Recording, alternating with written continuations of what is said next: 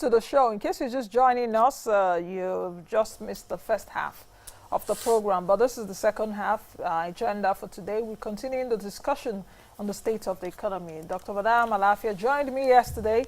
He's also with me here at the table. Dr. Obadiah Malafia was a former deputy governor at the Central Bank of Nigeria, also a former presidential candidate, African Democratic Congress. Welcome again, Dr. Malafia. Good to see you again. Thank today. you. I'm tired of being former this, former that. I want to be the real thing. You keep calling me former this, former that. No, but you've served, isn't it? I know. And yeah, like they say, like I'm the Bible just, says, I'm just joking. There's time for everything, isn't That's it? true. That's There's true. time for everything. Exactly. So welcome again. Thank to you the so show. much. Thank Mathias, Tsado is the Convener Hope platform initiative. He was also a former presidential candidate. ADP. What's happening? I'm having presidential candidates here. Welcome, Mathias. Good to have you. Welcome to the show the first time. Yeah, thank you very much. How I'm glad to be here. Very well. Wow. Yeah. I asked Dr. Malafia yesterday, what lessons? Apparently, you just smiled. Mine is a book. It's a book, isn't it? Yes, it was because he was from the streets. Just woke up one morning and I felt, look, these things cannot just continue like this. And then I started putting a team of people together and said, look, why not let's challenge these people and tell them that we can do a better job. So it's a whole lot of stories. I was banking on the sayings of Elijah Aminu Kano, who say that until the son of nobody becomes somebody in Nigeria without knowing anybody. And so we thought it was time for us to introduce that concept to the Nigerian politics. But alas, but it was a good time. It was a very worthy experience, and I think we've learned a lot of things. I was just discussing with my uncle and senior brother, because I've known him for a while now too. That we've seen an aspect of the side we have never participated in. We've not been part of the political conversations in terms of being in the mainstream. We've been from the side complaining about things not being done the right way and all of that. But having stepped in for the first time this time around, I think we are well equipped with whatever it takes for us to go forward and other subsequent elections that will come up. Yeah. With your experience, do you think that Nigeria is ready for a new political class that will bring in the much desired change? Because like we're seeing, right, it seems like it's the same old that actually is still in the game. Because so much was being said about even young people. Looking at you now, you're not that old. At least you're not in the category of those that are leading us right now at the top echelon. Do you think that Nigerians are ready for the change in the political class, or the political class has taken us by the jugular by force to still remain somewhere? Well, do you understand my question? I do understand clearly. Yeah. I think that, yes, Nigerians are ready, but there's a particular issue that came very clear to me during the process, that the Nigerian people were also asking a lot of questions that we did not have answers for. They were asking questions about your experience in politics and all of that. And they failed to realize that the conversations that we were bringing to the table was not about having the bags of experience that led to nowhere. You understand? We were not discussing having experience in field systems and all of that. We were bringing private sector kind of mindset to the political space to discuss and ask millions of people to say, let's put our heads together and see how we can move forward, because a political conversation have to be inclusive and the people have to play a major role. Now, the young people that came together and said, let's do this particular job, we're not ready. But the people on the ground, the people that were expecting us to come up with something, were actually excited about what we were doing. But because of that, we missed the opportunity. Going forward, I think that if the citizens of this country are given an alternative that they can believe in and they can have absolute confidence in, they will rally around that person and they will make him their leader. Because it is clear that the old cycle has not delivered and cannot deliver. Now, you know, there's no how you can divorce economy and politics. I wanted to hear your own perspective since I'm meeting you for the first time and also your experience so that we can take it from there. I was discussing with Dr. Malafia yesterday and we started with the security situation, for example. President Buhari overseas did mention lack of inclusiveness, causing the banditry and all of that. And you know, just yesterday again, I don't know if you heard my intro, bank robbers in Ondo State, Idwani went to rob. I know if the policemen catch them now, they will tell them, oh, because work no day, we were frustrated and all of that. How much economic freedom should we be seeking as a country right now, post-elections? Because if you take a look at even the state of the economy, the IMF, I was discussing with Doctor yesterday, brought out a report, Article 4 consultation report, has told us everything. And like I said last week on the show, that when I was reading the IMF report, they were not telling me something I don't know. For me, that I've been doing this for years. This is something I've been saying regularly, whether because I'm not white-skinned or I don't look like Oyibo, so they don't take what I say seriously. Yeah. So let me continue with Doctor. You've read the report, our discussion yesterday. What are the issues for you, really? Economic freedom, like I said before. Well, yeah, that's very true. But if you don't mind, Nancy, if I may just actually add a point regarding what you asked earlier about the political situation and whether the people of this country are ready. I think that the people of this country are very much ready, especially the youths. I've spoken to a lot of youth groups, and I know they are ready. And I can tell you only one sign. Do you notice, and this is not a party issue, whether ADC or ADP or PDP or APC, do you know nobody rejoiced anywhere when people won elections? APC would disagree with you because there were pictures and there were videos of rejoicing everywhere. You do not rejoice with cutlass and daggers. That is not rejoicing. It's threatening the public peace. It's not rejoicing. They were not rejoicing. They were daring people to come out and be killed. It was not rejoicing at all. So we have a creeping crisis of constitutional as well as moral legitimacy. That those who now have found themselves in position of power have a moral problem justifying being there. That's true. Because nobody is happy. The youth of this country are very sad. Some people have even chopped off their hands in anger and frustration in this country. So there's a creeping crisis of legitimacy that we're going to face. Because in a democracy, in any political system, if you usurp power through intimidation, through thuggery, and I think all of them did it, except the ADC and probably the ADP. But I can assure you, I, as a leader of my party, I told our people, you are not going to intimidate or kill anybody for my name. Count me out. But they were all threatening and intimidating. And it's very bad for our democracy. And of course, it dovetails into the economic situation. That a lot of over $18 billion, something like that, has left this country over this 1 year. Because of the geopolitical uncertainty and because of fear of the unknown, all those things have taken place. So that is one dimension of the problem. There's a crisis also of confidence. People no longer feel confident that their life chances are going to improve in this economy, that they will be secure, and that their children and families will live in a safe and happy environment with expanding opportunities. That kind of hope is diminishing by the day. So what are the issues? Number one, that whether or not you have legitimacy, you can create legitimacy by doing good things, by building an inclusive system that brings people together rather than divide them. If you do that, then you will begin to build some form of legitimacy. And number two, we need to have a clear economic policy in place, together with an economic development plan, whether the IMF like it or not. My approach to these people is, look, they are in business. Half of what they write is rubbish, is nonsense.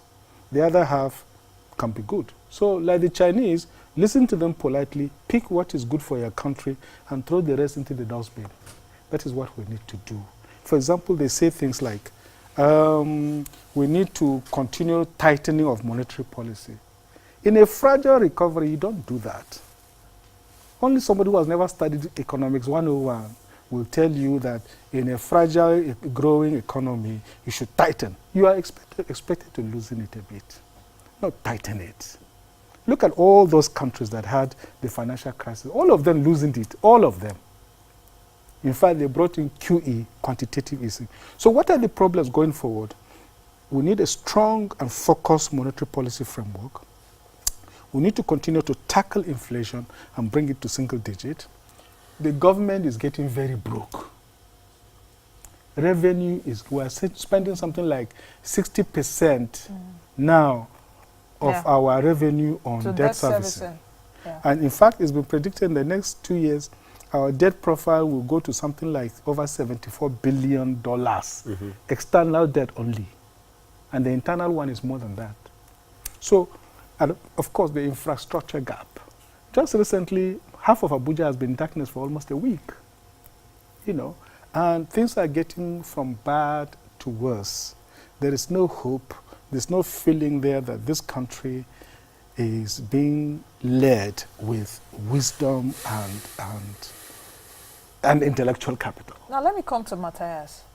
With what Doctor has said right now, and with what you're seeing, especially being led by the government across all strata, is hope really that bleak? In terms of even the economy, because President Buhari will say a lot is being done. N-Power, for example, there's a social investment program, over 500 billion. School feeding program is going on. ERGP is also there. Central Bank on one hand, Anchor Boras program has also come into the cotton, textile and garment sector to help enrich that. The creative sector also will be getting some kind of funds. Palm oil is also getting some kind of desired attention. So you're seeing pockets and pockets of perhaps improvement.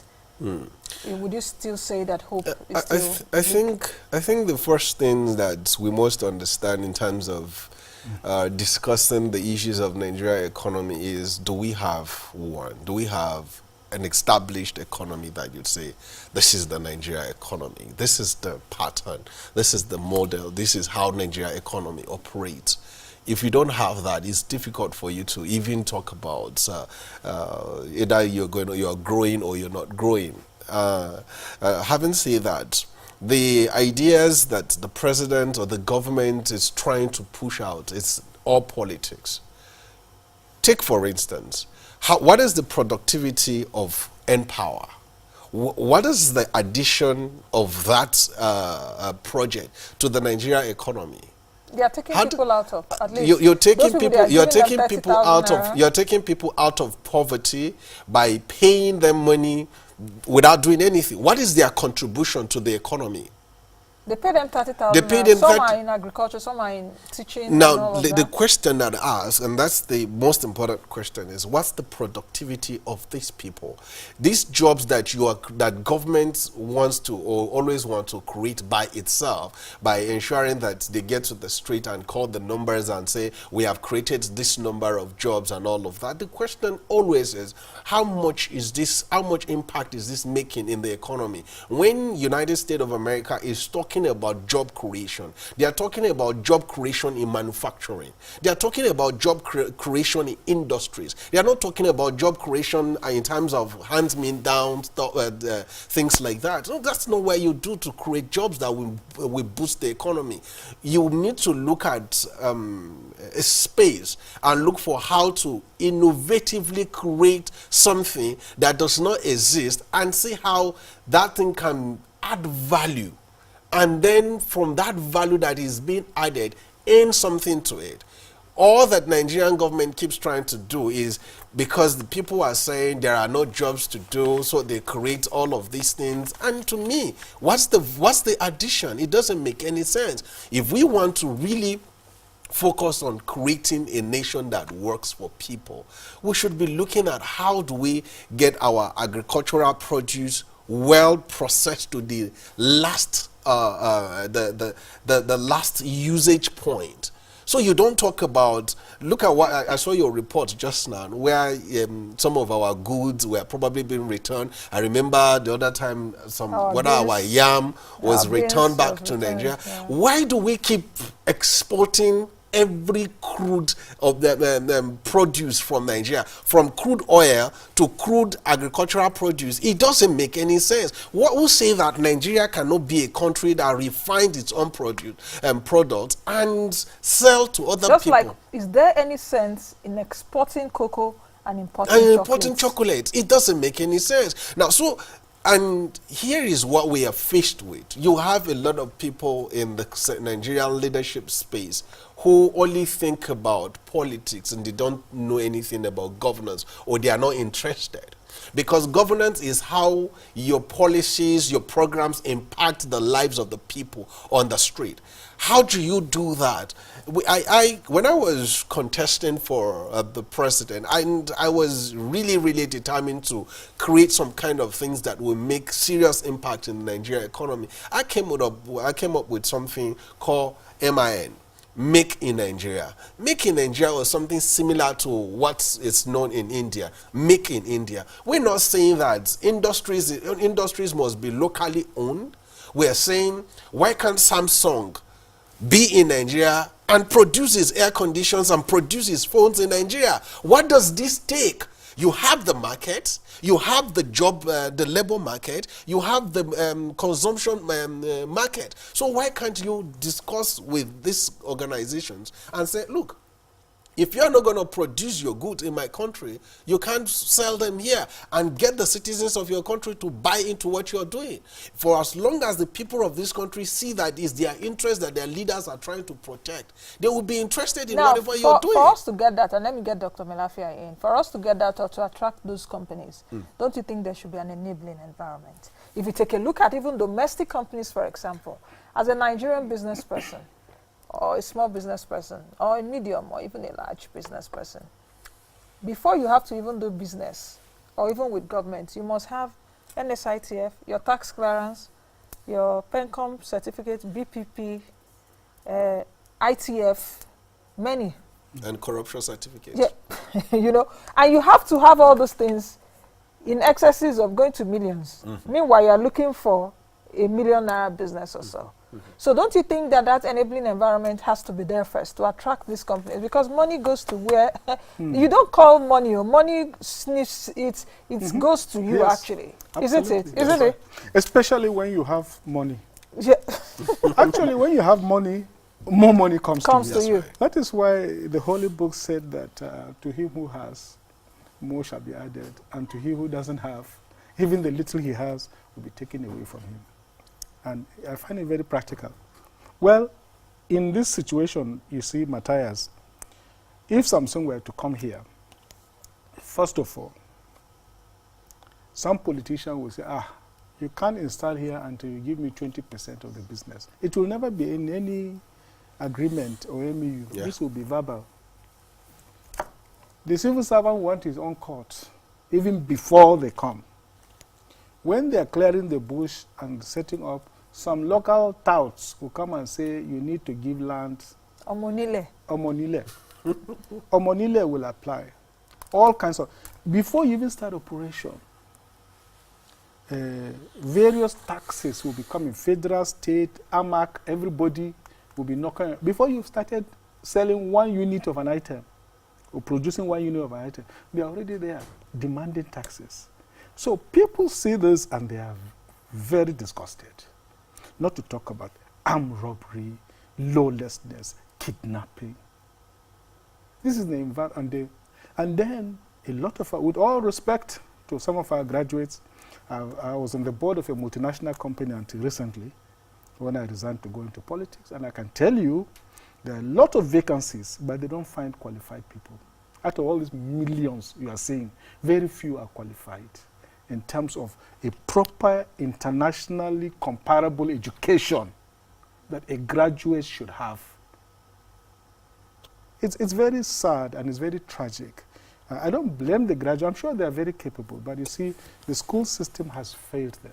Some parents bribe for their children to have expo. From secondary school, at university, they also bribe professors to pass their children. I hear the class of degree can be bought. And these same guys, they can't even fill the form for NYSC. And after NYSC, they are graduates looking for jobs. See, this is the tragedy of our country.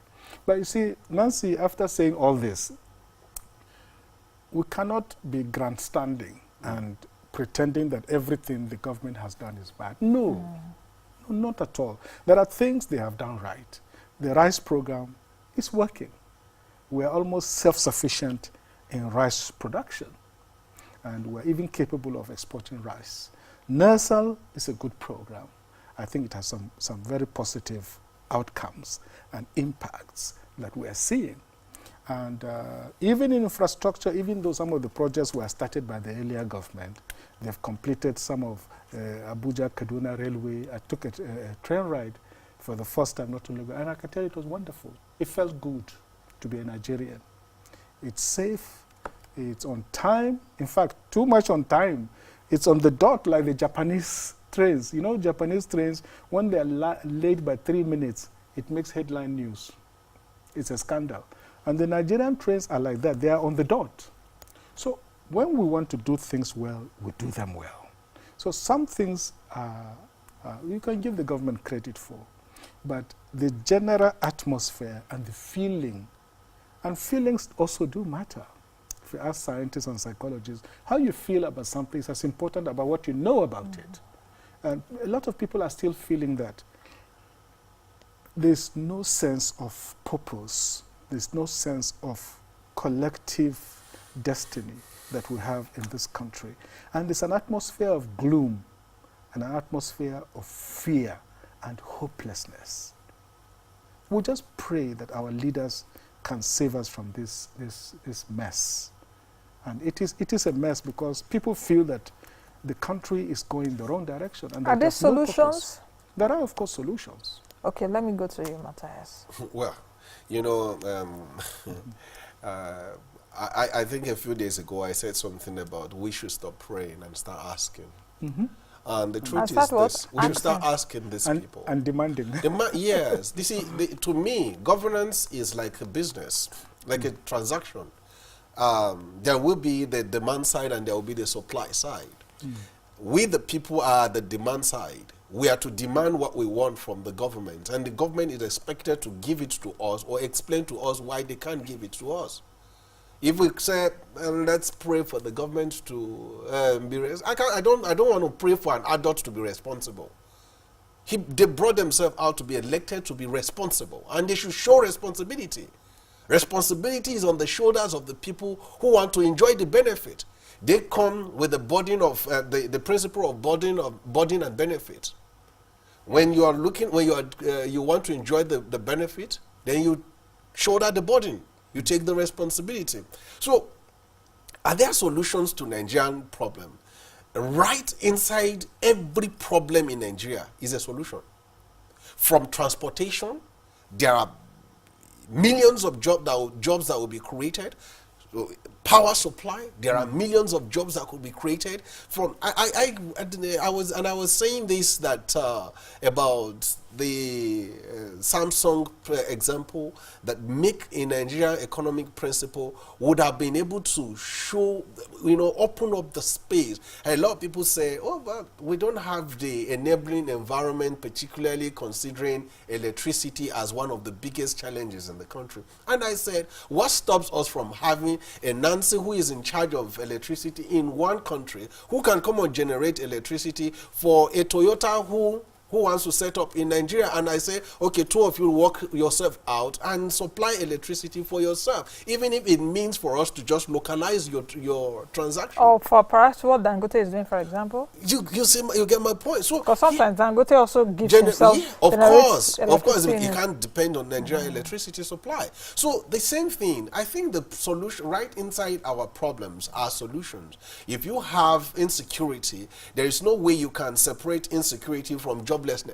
You have young people running around the streets of your country and you want the country to be safe? How? It can't work that way.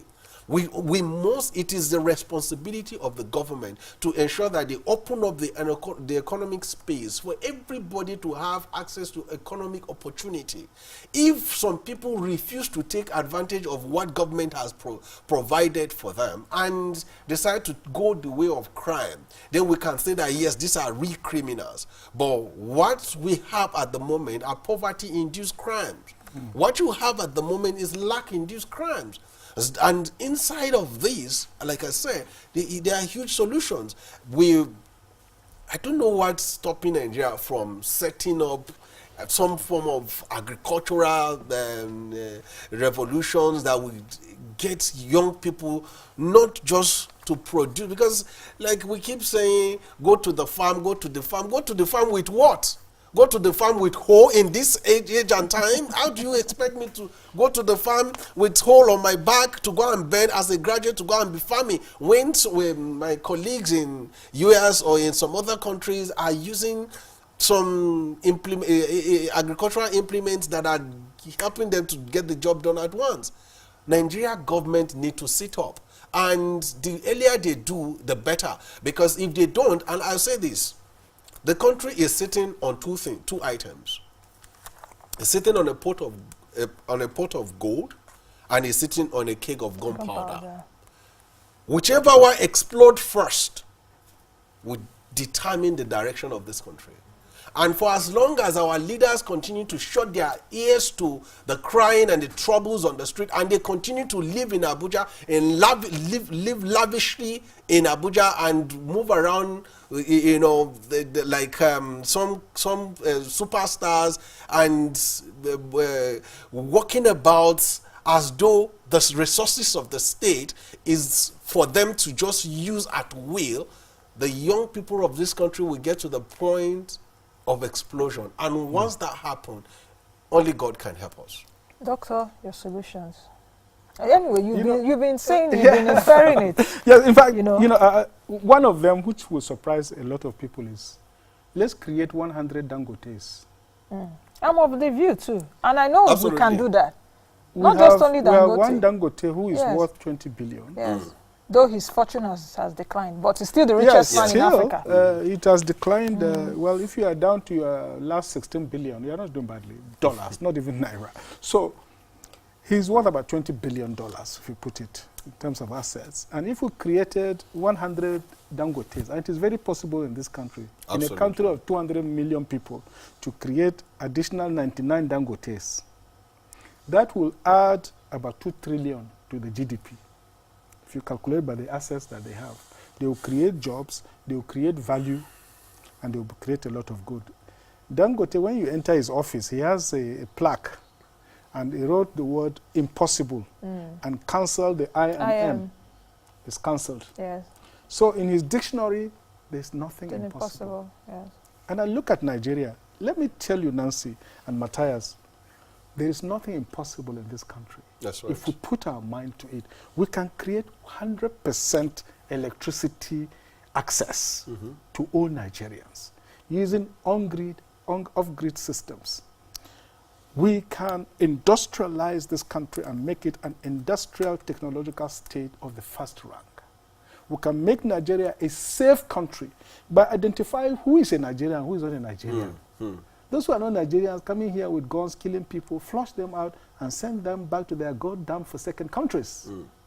This is what I would do. Let's cater for bona fide Nigerians and get rid of these aliens who are coming here. I'm not blaming only aliens, but a lot of the people coming here to kill people are not Nigerians. Because when they speak their Hausa, you know that it's not Nigerian Hausa. It's a very crude and coarse form of Hausa that is alien to this country. So, and we can create responsible leaders. We can put in place very responsible leaders who have a clear vision of what is needed to be done in this country. We can build a strong economy by reforming the civil service, reforming the financial institutions, reforming the regulatory agencies, and creating a merit-based, focused, meritocratic society where the civil service can deliver on the goals of national development.